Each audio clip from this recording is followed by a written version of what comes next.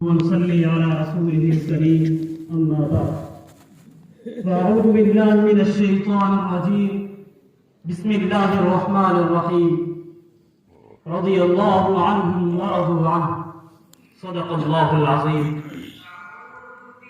شوق سے لے نام صحابہ کا شوق سے لے نام صحابہ کا کر چرچا عام صحابہ کا گر طلب ہے جنت کی تو پلہ تھام صحابہ کا ارباب علم و دانش چاند جب اپنی آب و تاب کے ساتھ آسمان پہ اپنی ضیا پاشی کرتے ہوئے اپنی کرنوں سے آفاق عالم کو منور کرتا ہے تو ستارے اس کا حالہ بن کر اس کی روشنی کو اور اس کی خوبصورتی کو چار چاند لگا دیتے ہیں اور اس کے گرد مضبوط حصار بن جایا کرتے ہیں.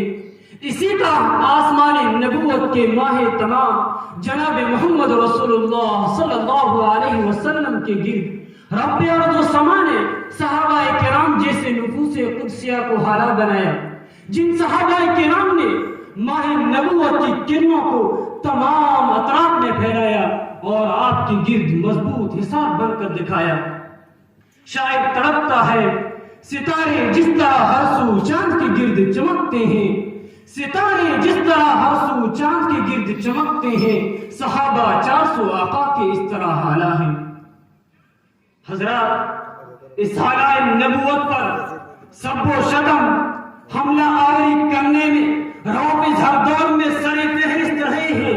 میں بہار الانوار دیکھتا ہوں ملا باقی مجلسی لکھتا ہے نقل کفر نباشت کے تحت بتانے لگا ہوں. ملا باقی مجلسی لکھتا ہے معاذ اللہ ثم معاذ اللہ کہ حضرت ابو بکر و عمر کافر ہے ان سے محبت کرنے والے کافر ہے. اس سے بھی بڑا بدبخت کھڑا ہوا محمد بن حسن الصفار اپنی کتاب طرق الدرجات میں لکھتا ہے کہ حضرت ابو بکر و عمر ملعون ہے معاذ اللہ اور کفر و شرک میں مبتلا تھے. حضرات بڑے افسوس کا مقام ہے آج ملک ہندوستان میں بھی کچھ لوگ ایسے موجود ہیں جو صحابہ کرام پر کیچڑ اچھالتے ہیں ان کی شان میں گستاخیاں کرتے ہیں.